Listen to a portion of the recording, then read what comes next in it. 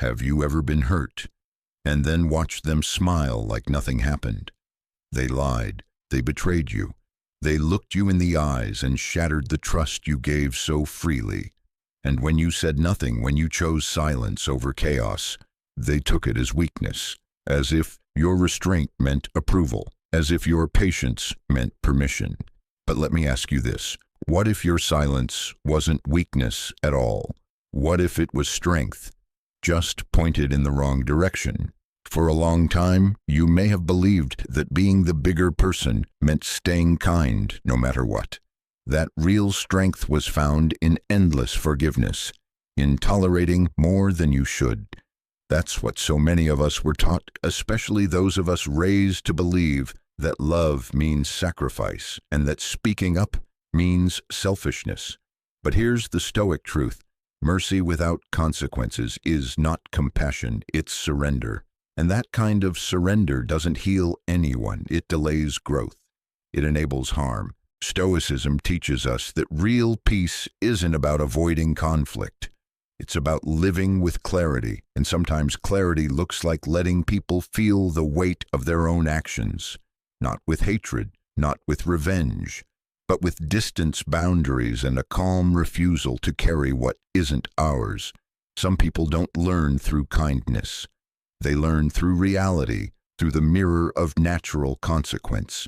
And if they never have to face it, if we always absorb their impact and smile through the pain, they'll keep doing it. To you, to the next, and to themselves. This isn't about becoming cold. It's about no longer confusing emotional endurance with inner peace. So today, we're going to shift the narrative. We're going to talk about what silence really means and how it can be both a wound and a weapon. How sometimes the most powerful thing you can say is nothing at all, not because you're weak, but because you finally learned your energy is not for their redemption. Let me ask you something difficult. Have you ever had someone hurt you deeply only to show up later with an apology that felt hollow? Maybe it came with a nervous laugh. Maybe it was wrapped in vague words like, "Can we just move on?" Maybe they only said sorry after getting caught, not because they genuinely reflected, but because they were cornered. If that sounds familiar, I want you to hear this clearly. That's not remorse. That's reputation management.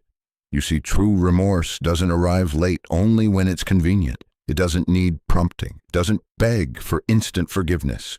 A person who's truly sorry doesn't argue with your silence. They don't rush your healing. And they certainly don't treat your boundaries like obstacles. They sit in discomfort. They accept your distance.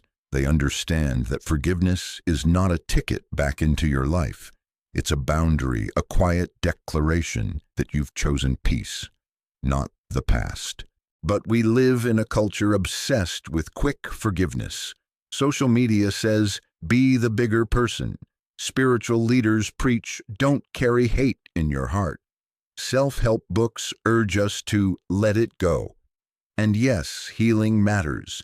Letting go matters.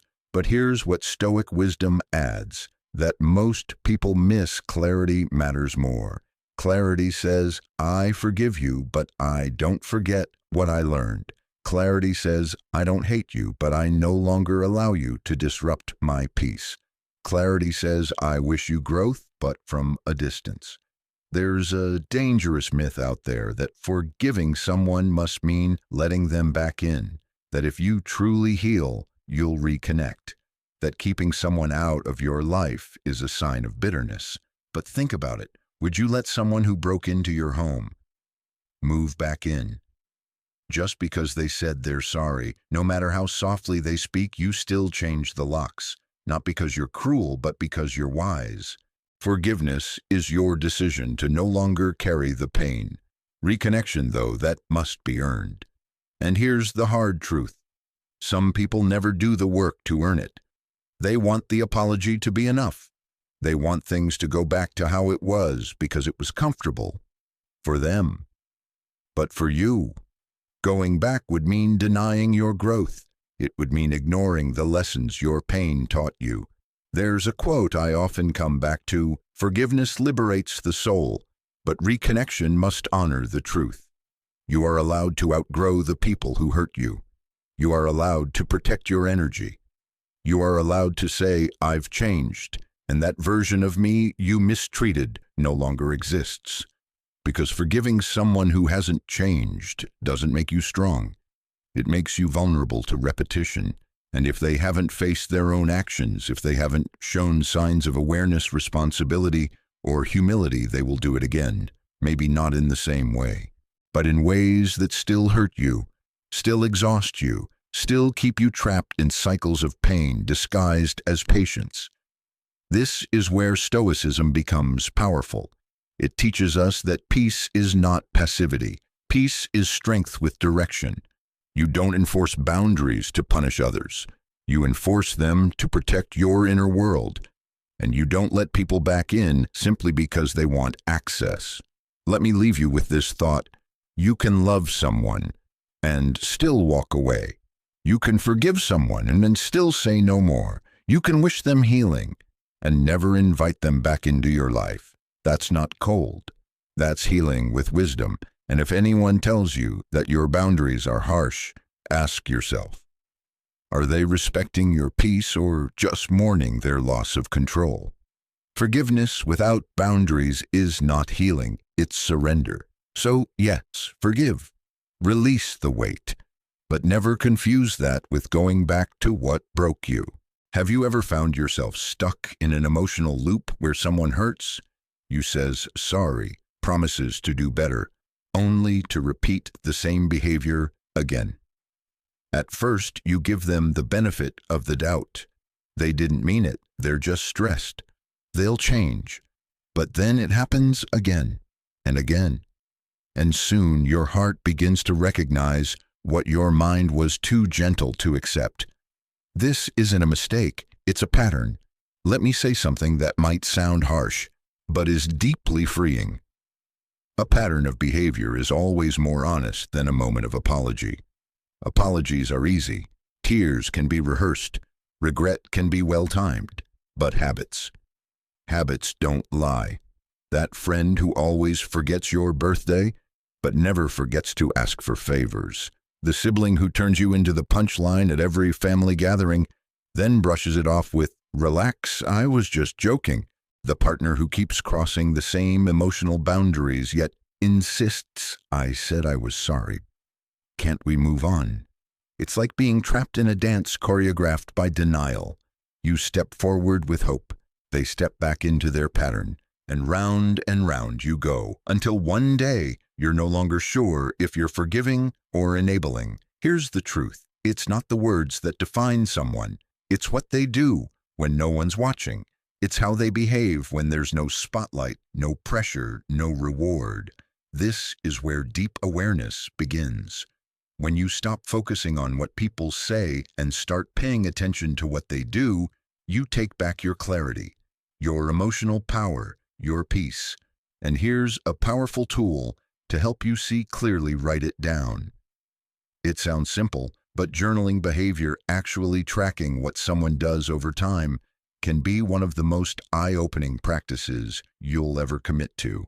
Because when the same disrespect keeps showing up, you begin to realize this isn't a one-time slip. It's a strategy, a method of control, a way of getting what they want while avoiding what they need to face. Just enough charm to pull you back in, just enough guilt to make you stay, just enough deflection so you question your own instincts.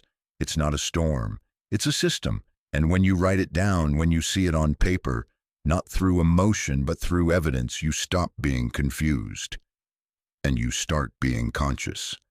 Let me share a perspective I often return to. Carl Jung once said, "Until you make the unconscious conscious, it will direct your life and you will call it fate." Well, here's how you do that. You stop accepting words as proof of change. You stop mistaking guilt for growth. You stop handing out second chances to behavior that's been consistent for years.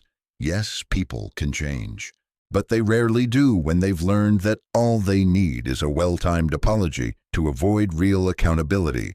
So what can you do? Start noticing, start documenting, start honoring your observations over their explanations. Because you're not crazy, you're not overreacting. You're finally recognizing that change without action is manipulation. You deserve relationships where respect is shown consistently, not just promised emotionally. And if that means creating distance, setting firmer boundaries, or saying no more to someone you love, that isn't cruelty, it's clarity, it's protection, it's healing. So the next time someone says, "But I apologized," ask yourself, did their actions change or just their tone? Because the truth is, a pattern is never just a mistake repeated, it's a message ignored. Let's start with a truth we don't hear often enough. Setting boundaries is not cruelty, it's clarity, it's self-respect. Yet for so many of us, especially those raised to be the peacekeepers, the fixers, the forgivers, the moment we draw a line, we feel like we're doing something wrong. We hear that little voice inside say, "Am I being too harsh? What if they get upset? Will I lose them?" But here's the thing, the only people who walk away when you finally stand up for yourself are the ones who only stayed because you never did. Let me tell you a true story. James, a 42-year-old father of two, had a Sunday ritual. Every week he'd visit his aging mother out of love, out of respect, out of habit. But something started to shift. Each visit, without fail, she would make cutting remarks. "You've gained weight again, haven't you? You look better when you were married. What happened to the old James?" At first he laughed it off. Then he smiled less. Then he started dreading Sunday dinners, not because he didn't love his mother, but because love shouldn't come with emotional bruises. One evening mid-meal, something in him changed. He gently put down his fork, looked his mother in the eyes, and said, "Mom, I come here to enjoy time with you, not to be judged. If this continues, I won't be joining these dinners anymore." She was stunned. She cried. She called him disrespectful. But the following Sunday, something shifted. No comments about his body, no veiled insults, just genuine questions about his kids, his life. And for the first time in a long time, James felt seen. That's the power of a boundary. Not to push people away, but to invite the real relationship to begin. You see, a boundary is not a wall. It's a door with a lock. You decide who walks through and under what conditions. Stoic philosophy teaches us this: we don't control others, but we do control who we allow in our space and how often we clean up after their behavior. The Stoic response isn't loud. It doesn't scream or explode. It's a quiet decision. You disrespected me. I need space. You crossed a line. I'm drawing one.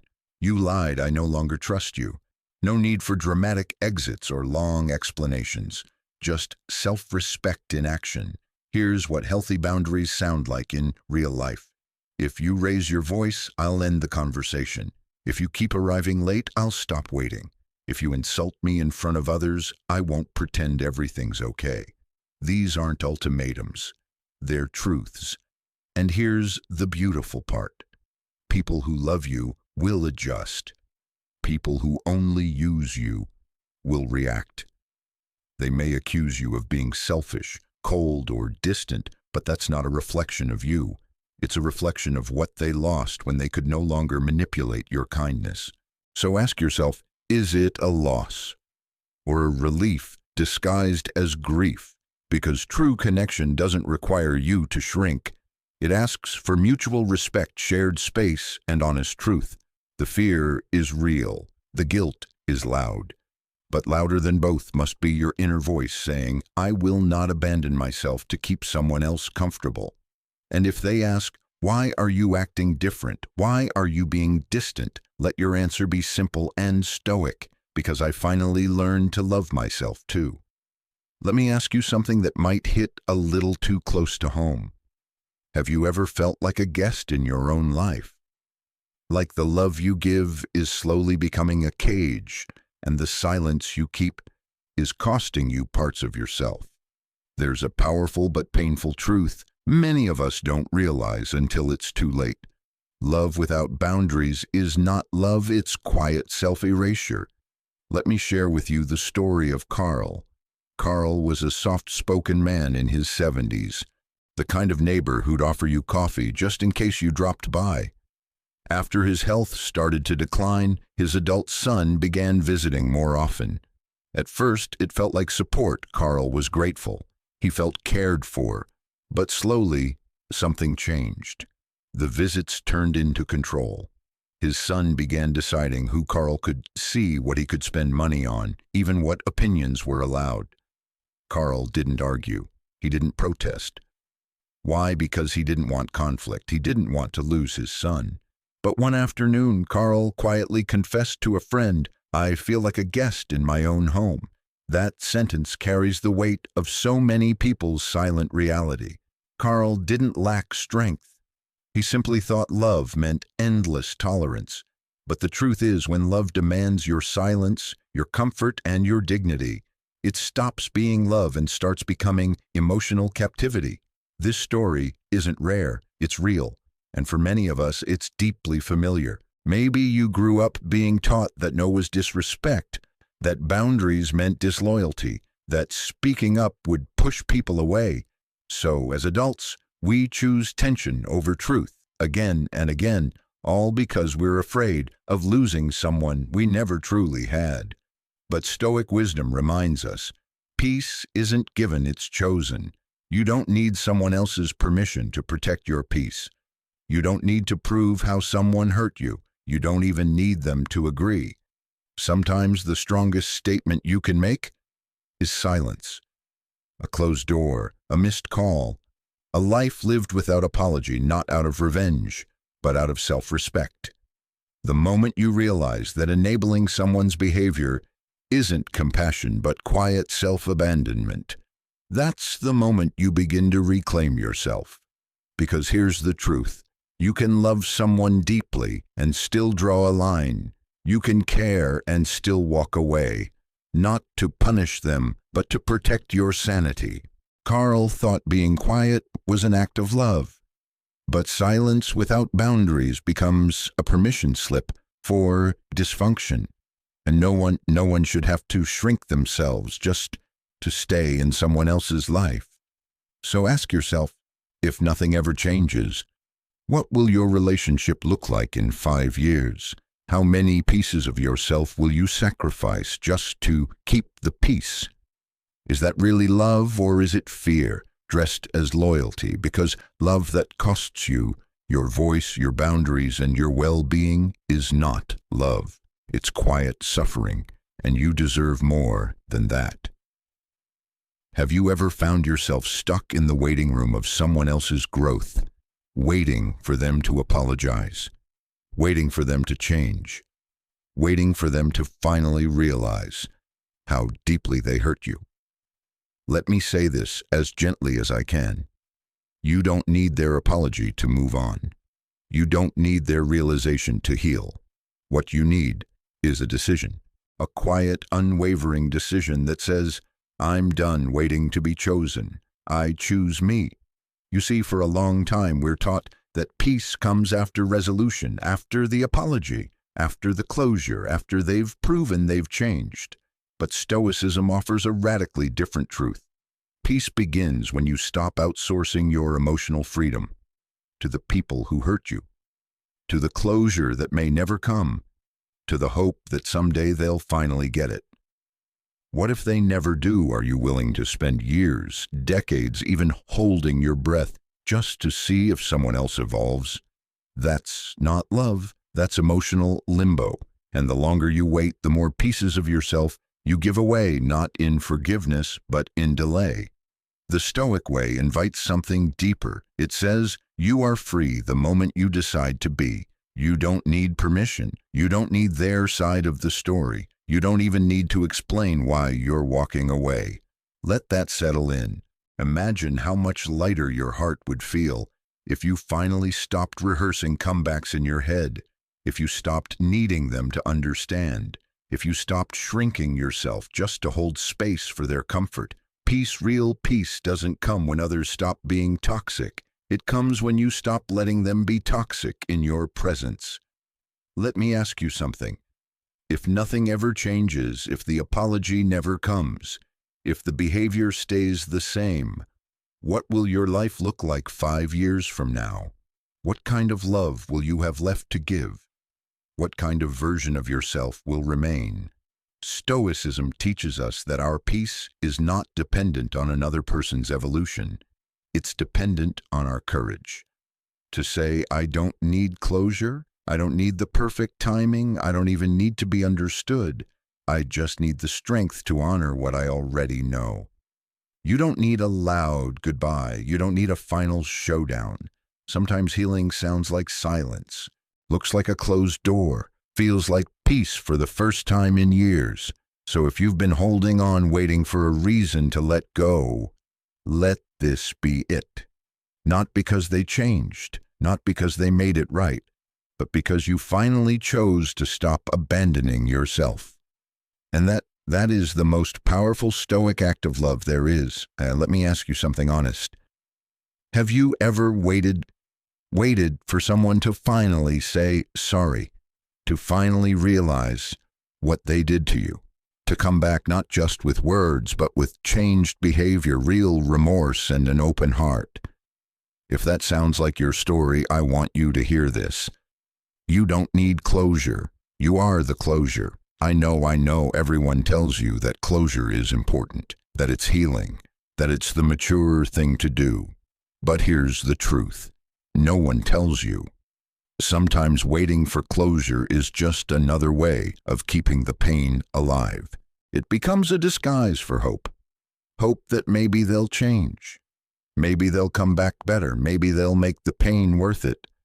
But what if I told you that you don't need to keep bleeding just to prove you were hurt? You already know. Your body knows. Your soul knows. The silence between texts, the broken promises, the energy you had to carry alone, it all happened, and it mattered. But now comes the hard part. Now comes the question only you can answer. Are you willing to let go of the story even if it never gets the ending you wanted? Because the truth is, boundless kindness without boundaries is not compassion. It's self-abandonment. When you keep showing up for someone who's shown you repeatedly that they're not ready to love you well, that's not loyalty. That's slow self-destruction. Sometimes the bravest thing you'll ever do is walk away from someone you still love because you finally realized you love yourself more. Not in a selfish way, in a healing way, in I choose peace over potential way.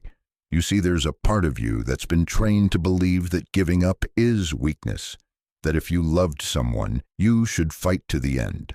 But what if the fight is actually keeping you from your healing? What if the strength isn't in holding on, but in releasing, in saying, yes, they may deserve a second chance, but I deserve peace more than they deserve a redo. That kind of courage, that kind of clarity. That's what Stoicism is all about. It's not about being cold or detached. It's about choosing not to suffer twice. The pain already happened. But when you keep hoping, chasing, or giving chances that strip away your peace, you're letting the past stay active in your present. There comes a moment in every healing journey when you realize you're not waiting for them to change anymore. You're waiting for yourself to believe that it's okay to stop waiting. You are the one who decides when the chapter ends, not them, not the apology, not even time. And when you do decide, you'll realize that closure was never something they were supposed to give you. It was something you were always meant to give yourself.